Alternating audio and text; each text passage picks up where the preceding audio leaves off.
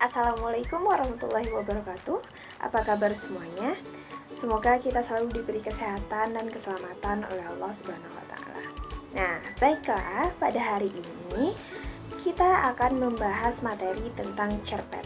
Nah, pada minggu lalu kita telah membahas tentang novel. Apakah masih ada yang ingat apa itu novel? Ya, novel adalah karangan prosa yang panjang dan mengandung rangkaian cerita kehidupan seseorang dengan orang sekelilingnya dengan menonjolkan watak dan sifat pelaku. Nah, alur cerita dari novel biasanya kompleks dan novel terdiri dari setidaknya 100 halaman. Nah, baiklah, mari kita lanjut ke materi selanjutnya. Ke materi kita pada hari ini yaitu tentang cerpen. Apakah ada yang tahu cerpen itu apa?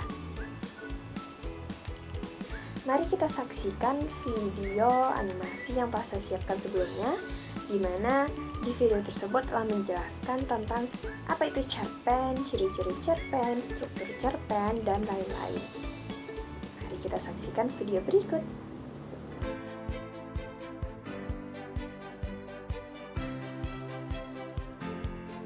Apakah kalian tahu apa itu cerpen? Cerpen atau cerita pendek merupakan prosa fiksi yang menceritakan tentang suatu peristiwa yang dialami oleh tokoh utama. Seperti namanya, cerpen lebih sederhana daripada novel.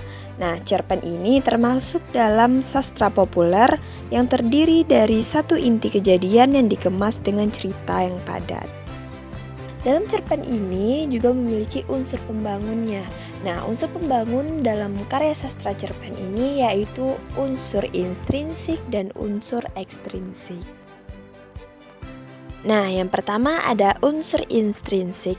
Unsur intrinsik adalah unsur yang membangun karya sastra dari dalam karya sastra itu sendiri. Nah, dalam unsur intrinsik ini terbagi atas tema, amanat, alur, setting, tokoh dan penokohan, sudut pandang atau point of view, dan gaya bahasa. Yang kedua ada unsur ekstrinsik. Nah, dalam unsur ekstrinsik ada dua hal utama yang perlu diketahui, yaitu latar belakang dan kepengarangan.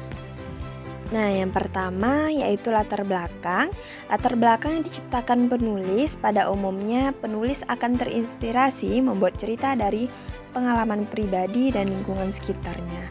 Nah, untuk membuat cerpen yang baik diperlukan latar belakang yang jelas dari sisi ekonomi, sosial, politik, agama, budaya, dan ideologi. Hal ini penting untuk dibangun agar dapat memahami cerita secara komprehensif sesuai dengan maksud dan tujuan yang ingin dicapai. Yang selanjutnya yaitu kepengarangan.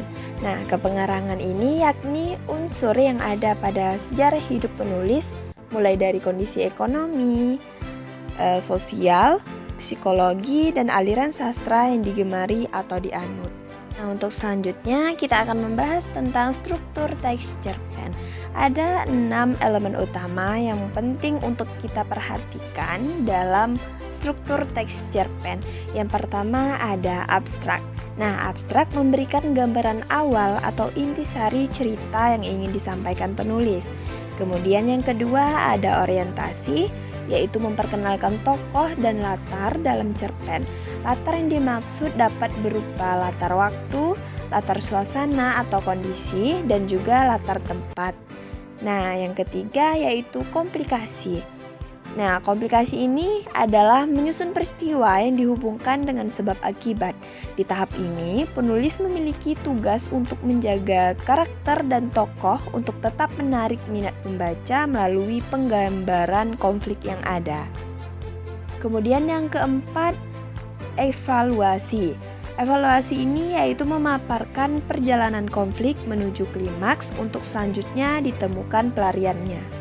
Kemudian yang kelima ada resolusi, yaitu konflik sudah bertemu dengan pelariannya, dengan cara penulis mengungkapkan solusi dari cerita yang telah dibangun.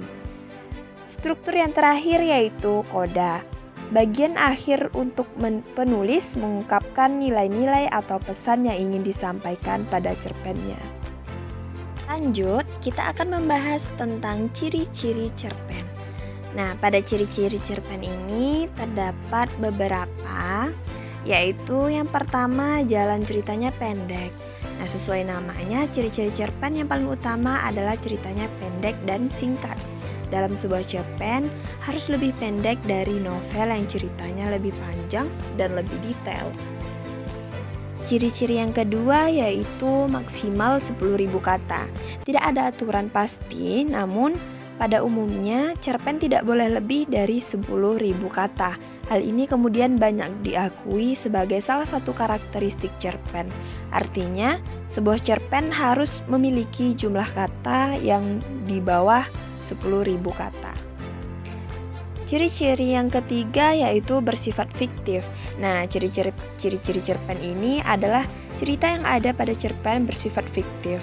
Cerita yang disajikan adalah buah pemikiran dari penulis, bisa dari imajinasi atau pengalaman, namun semuanya bersifat fiktif atau tidak terjadi pada kehidupan nyata. Kemudian ciri-ciri cerpen yang keempat yaitu hanya mempunyai satu alur cerita saja. Nah, ciri cerpen yang khas adalah cerpen hanya memiliki alur tunggal. Artinya, plot cerita pada cerpen hanya memiliki satu alur cerita saja. Tidak ada subplot atau alur cerita lain yang ada pada cerpen. Terdapat satu alur berupa masalah dan penyelesaiannya di akhir cerita. Kemudian yang kelima yaitu ceritanya tentang kehidupan sehari-hari. Nah, secara umum, isi cerpen biasanya menceritakan tentang kehidupan sehari-hari. Penggambaran cerita cerpen pun memiliki setting yang cukup familiar dengan pembacanya yang sesuai dengan kehidupan sehari-hari yang dijalani tanpa unsur-unsur fantasi lainnya. Kemudian yang keenam, alur ceritanya lurus. Nah, masih berhubungan dengan plot cerita, karakteristik cerpen lainnya adalah memiliki alur cerita yang lurus. Nah, untuk ciri-ciri cerpen yang ketujuh, yaitu penokohan cerita sangat sederhana. Nah, salah satu hal yang membedakan cerpen dengan novel adalah penokohan pada cerpen sangatlah sederhana, tidak mendalam, serta singkat. Hal ini tentu berbeda dengan novel atau karangan lain di mana penokohan satu tokoh sangat detail dan mendalam. Artinya, pada cerpen hanya tokoh utama saja yang diberi penokohan dan menjadi fokus cerita. Nah, untuk ciri-ciri cerpen yang ke-8 yaitu menggunakan kata yang sederhana. Ciri-ciri teks cerpen berikutnya adalah penggunaan kata yang sederhana dan ekonomis. Hal ini berbeda dengan kata pada puisi yang cenderung menonjolkan diksi dan estetika. Pemilihan kata pada cerpen cenderung simpel sehingga mudah dipahami oleh pembaca atau orang awam. Baiklah semuanya, untuk selanjutnya mari kita perhatikan contoh teks cerpen yang berjudul Berkah Pedagang Buah yang Murah Hati.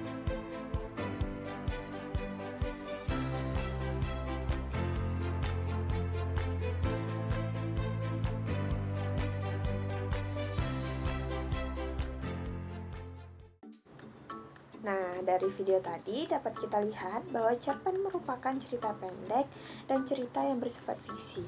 Nah, di mana cerita tersebut tidak benar-benar terjadi di dunia nyata, melainkan hanya imajinasi seorang penulis semata. Nah, dalam cerpen tersebut hanya menceritakan tentang peristiwa yang dialami oleh tokoh utama dan tidak menceritakan secara dalam tentang tokoh-tokoh yang lain yang ada di cerpen tersebut. Nah, salah satu ciri-ciri dari cerpen yaitu menggunakan bahasa yang sederhana. Nah, tujuan dari menggunakan bahasa yang sederhana ini adalah agar pembaca dan orang awam bisa dengan mudah memahami bacaan tersebut. Baiklah, hanya sekian materi kita pada hari ini. Semoga bermanfaat untuk semuanya. Sampai jumpa lagi lain waktu. Wassalamualaikum warahmatullahi wabarakatuh.